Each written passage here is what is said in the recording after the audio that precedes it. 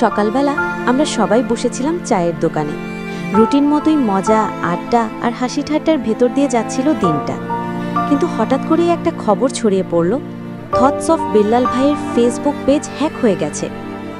বিল্লাল ভাইয়ের ফেসবুকে সবসময় প্রাণবন্ত মানুষকে নিয়ে পোস্ট হতো। তার পেজে প্রতিদিন হাসির কন্টেন্ট, সমাজ সচেতনতামূলক পোস্ট আর ভিডিও আপডেট থাকত। শুধু আমাদের এলাকায় নয়, পুরো ফেসবুক জুড়ে তিনি বেশ জনপ্রিয় ছিলেন। তার হাসি মুখ, প্রাণখোলা ভিডিও আর দারুণ ক্যাপশন যেন মনের অজান্তেই মানুষের মন ভালো করে দিত। কিন্তু যখন শুনলাম পেজটা হ্যাক হলো, তখন থেকেই আমরা এক অচেনা বিল্লাল ভাইকে দেখতে লাগলাম। তার মুখে সেই চেনা হাসিটার নেই, চোখে মুখে চিন্তা, মন খারাপের ছাপ।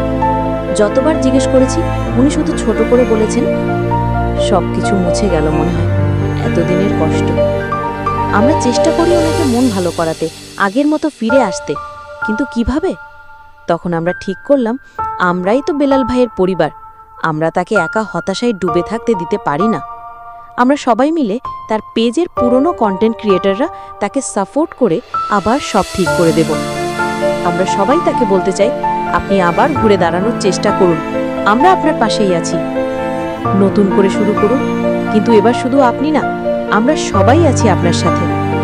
আমরা আবার আপনার মুখে সেই চেনা হাসিটা দেখতে চাই। তিনি বললেন, শেষ কথা, আমরা সবাই চাই থটস অফ বেলাল ভাইয়ের মুখে সেই হাসিটা আবার ফিরে আসুক। কারণ তার হাসি মানে শুধু একটা চেহারার প্রকাশ না, সেটা আমাদের ভালোবাসার, বন্ধুত্বের আর একসাথে থাকার প্রতিচ্ছবি। হাসিটা ফিরে আসুক খুব তাড়াতাড়ি, আমরা অপেক্ষা করছি।